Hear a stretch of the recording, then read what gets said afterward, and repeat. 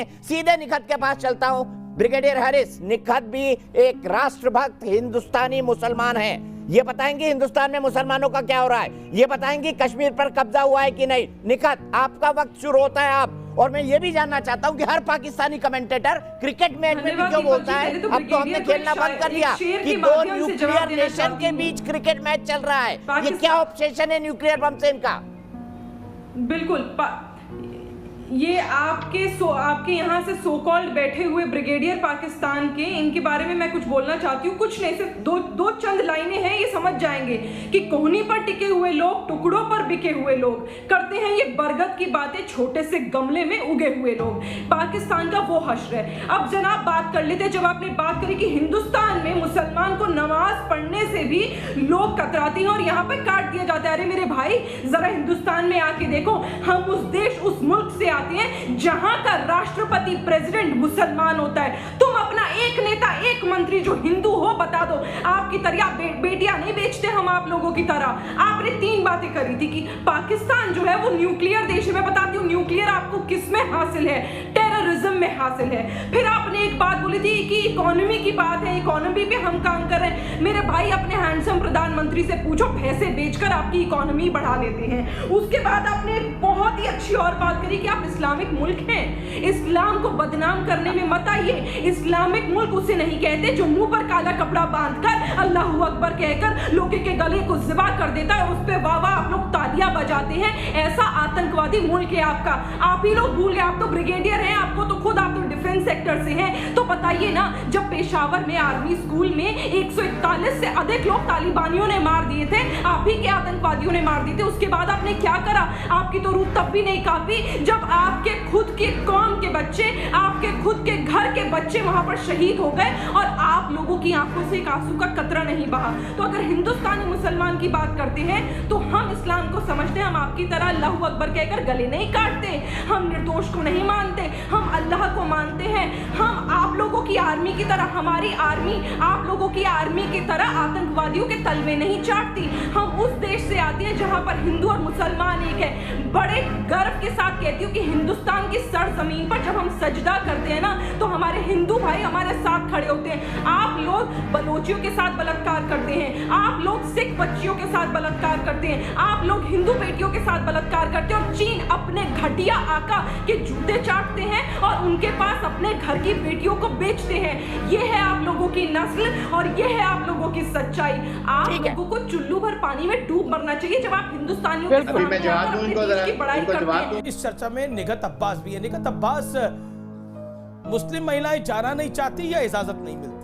देखिए, इतिहास बड़ा फर्क है। बिल्कुल बिल्कुल, इतिहास गवाह रहा है कि कभी भी मुस्लिम के किसी भी स्कॉलर ने या नबी ने कभी भी एतबार नहीं, कभी भी कहते हैं मना नहीं करा कि वो मस्जिद में ना जाए। प्रॉफिट मोहम्मद ने खुद कहा है, मोमिनीन का जिक्र हुआ है अल्लाह की कुरान में, जिसमें कहा गया है कि महिला और पुरुष एक हैं और इबादत करने को, एस्टैब्लिश करने को उनका पूरा हक है। हम भूल नहीं सकते हजरत खदीजा को, जिन्होंने निरंतर सपोर्ट किया था हजरत अब्बास का, हजरत मोहम्मद का, जब वो कोशिश कर रहे थे प्रॉफिट की राह पर चलने का। चाहे फाइनेंशियल सपोर्ट हो, चाहे इकोनॉमिक सपोर्ट हो, चाहे वो मॉरल सपोर्ट हो, उन्होंने हमेशा साथ दिया। और यही वजह है कि आज हम उन्हें याद रखते हैं कि वो मदर ऑफ फेथ जिसे कहते हैं, बिलीवर्स, वो रही हैं। आज हम भी ये भी बात करनी चाहिए कि देश में, हमारे देश की मिट्टी वो रही है जहां पर रानी लक्ष्मीबाई और रजिया सुल्तान जैसी महिलाएं पैदा हुई हैं, जिन्होंने इतिहास को रचा है। अगर कोई मना करता है तो वो तथ्य के आधार पर मना नहीं करते, क्योंकि हमने देखा है। टाइम खत्म हो गया आपका। अब मैं बात करता हूँ कि सड़कों पर पैदा हुआ नहीं जानता बाप। सवाल का जवाब देना कि सड़कों पर पैदा हुआ नहीं जानता बाप। ईद दिवाली सब मने, अब जात बताओ आप, अब जात बताओ।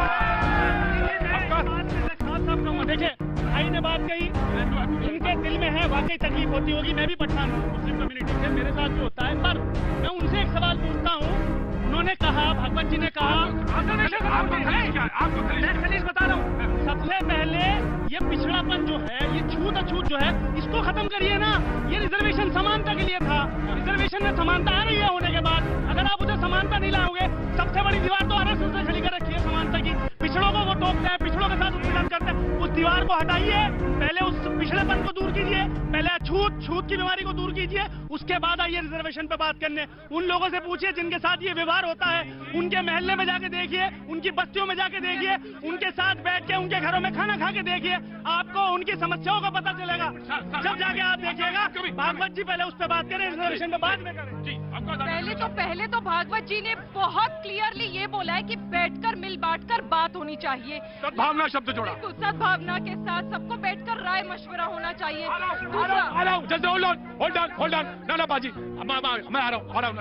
दूसरा, क्योंकि पठान भाई ने यहाँ पर बात उठाई अनटचेबिलिटी की और रिजर्वेशन की, तो भाईजान आपके मोहल्लों में अनटचेबिलिटी आज भी होती होगी, हमारे मोहल्लों में ना अनटचेबिलिटी होती, ना ही अनटचेबिलिटी होती, ना ही हिंदू मुसलमान का बंटवारा होता।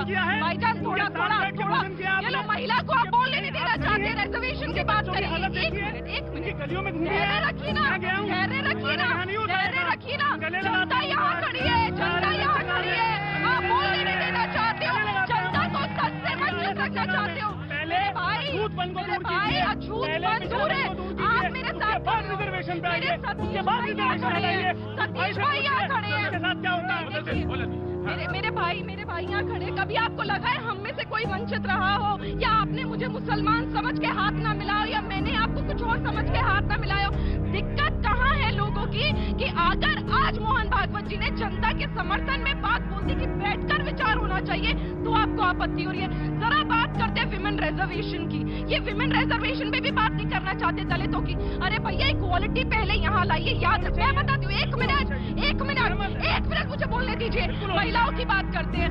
आज वो समा है, प्रतीक जी, एक मिनट मेरी बात खत्म होने दीजिए। आज वो समा है कि बीच सड़क में एक आदमी, एक पुरुष अपनी पैंट की जिप खोल के टॉयलेट कर लेता है और उसे कोई रोकता नहीं है। वहीं अगर खेतों में महिला चली जाती है तो पहले उठा के उसका गैंग रेप होता है, जलाकर उसे पेड़ पर टांग दिया जाता है। वो इक्वालिटी अपने भीतर लाइए, रिजर्वेशन को छोड़ दीजिए। आप नहीं कह रहे, आप अनटचेबिलिटी की बात कर रहे हैं। नहीं, आप पूछता हूँ, ओवैसी साहब आज जिस तरह से बोल रहे थे, आपने भी सुना, उससे पहले भगवान श्री राम के नाम पर डराने का काम महमूद प्राचा ने भी किया, और महमूद प्राचा ने तो ये तक कहा कि अब लगता है हथियार उठाने पड़ेंगे। ये भी इन्होंने बोला एक कार्यक्रम के अंदर।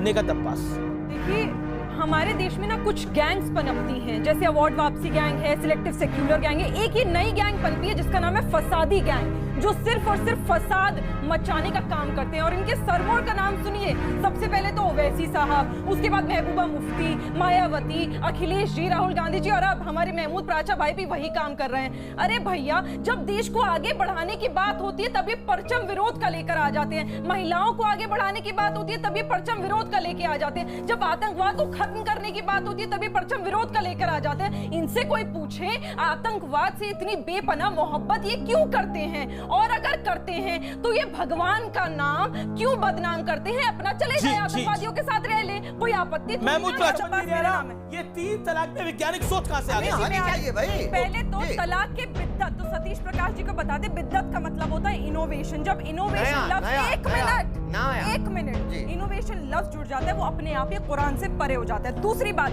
ये बड़ा हिंदू मुसलमान को कल से कंपेयर किए जा रहे हैं। भैया, हम तो कह रहे करो, हिंदुओं में दूसरी शादी कर दे तो मर्द को जेल भेज देते। बोलो दूसरी शादी मौलाना नहीं कर सकते, जेल भेज देंगे। हम कहेंगे यूनिफॉर्म सिविल कोड लाइए ना। कुछ कहना चाहते हैं आप उसके बाद? जी बोलो बेटा, क्या कहना चाहते हो? जी डरो मत, आप बोलिए। देखिए, बोल भी नहीं पाती है महिलाएं, आपको, आप बाकी लोगों को आपको सोचना चाहिए। बोलिए बोलिए, आप अगर बोलना चाहे तो बोलिए। हलाला के लिए आपने बोला था ना? नहीं, आप बोलने दीजिए। हलाला के लिए ना फांसी सजा होनी चाहिए।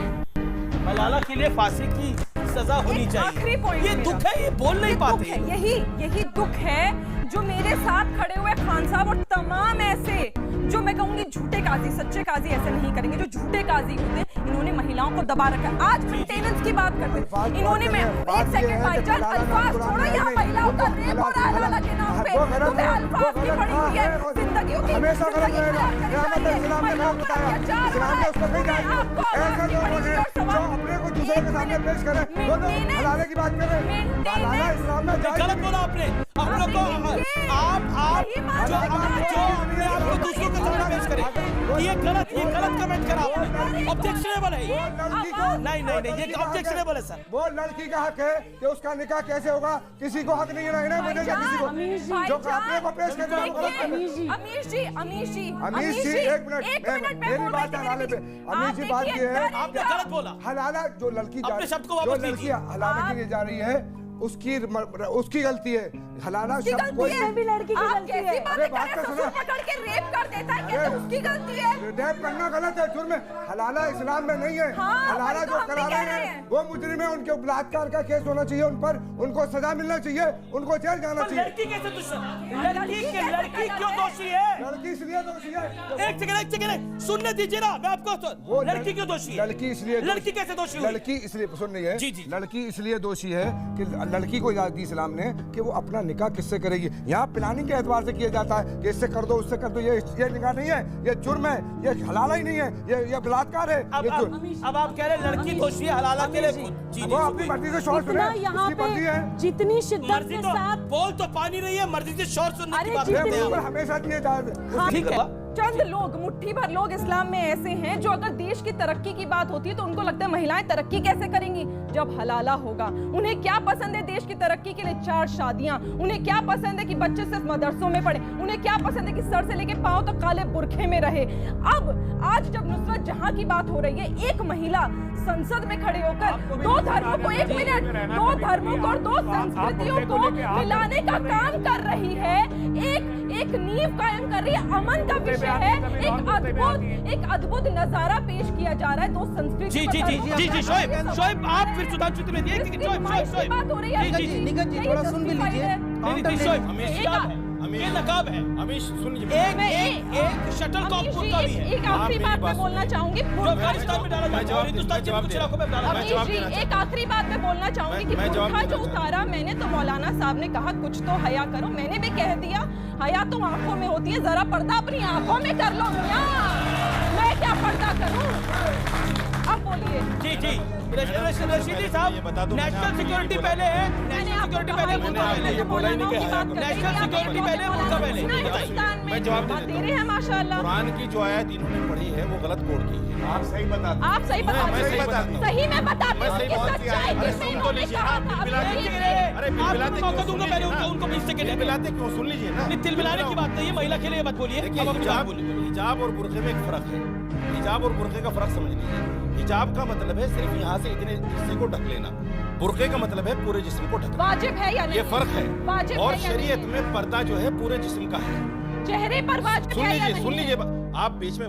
चेहरे पर वाजिब है या नहीं? एक सवाल का जवाब आपको मैं पता पूछ रही हूं। चेहरे पर वाजिब है। सीखना चाहती हूँ। वाजिब है। चेहरे पर वाजिब है। दिखाइए वर्ड। सिर्फ तवाफ करते हुए, सिर्फ तवाफ करते दिखाइए जनता को, कहाँ लिखा है अल्लाह ने कुरान में कि वाजिब है, दिखाइए। जनता सबूत मांग रही है, दिखाइए। ये पर्दा है जो आप कर रही हो, बेपर्दा होकर खड़ी हो आप, तो क्या बकवास कर रही हो?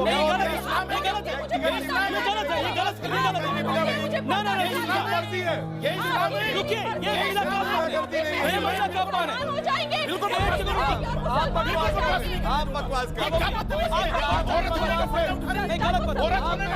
महिला क्या के बारे में आप बकवास शब्द नहीं बोलेंगे।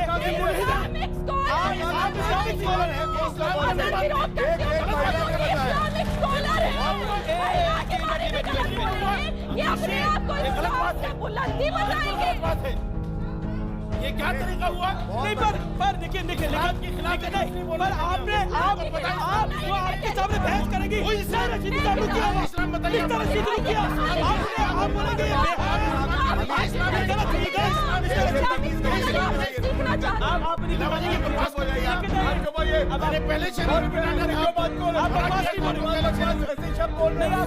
पहले भाई आप देखिए भाई हूँ मैं, आप बोलूंगा भाई हूँ।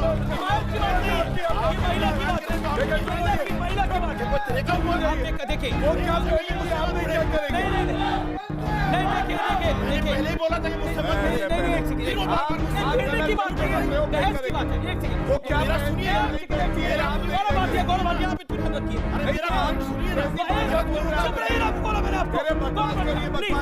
प्लीज आप देखिए रशीदी साहब, मैंने सारे नहीं बोला था, रशीदी साहब अब चुप रहिए, मैंने सबको चुप करा दिया, अब चुप रहिए अब आप। इस्लाम को मिस्टर रशीदी, झटके दिलवा दिए, वो दर्द हो गया मैं हम पर रिक्वेस्ट, गौरव भाटिया, मैं हम पर रिक्वेस्ट, आपको मर्द को कभी दर्द नहीं एक सेकंड रुकिए, दर्द नहीं होता, मर्द को कभी दर्द नहीं होता। नहीं सर, सर दर्द सबको होता है।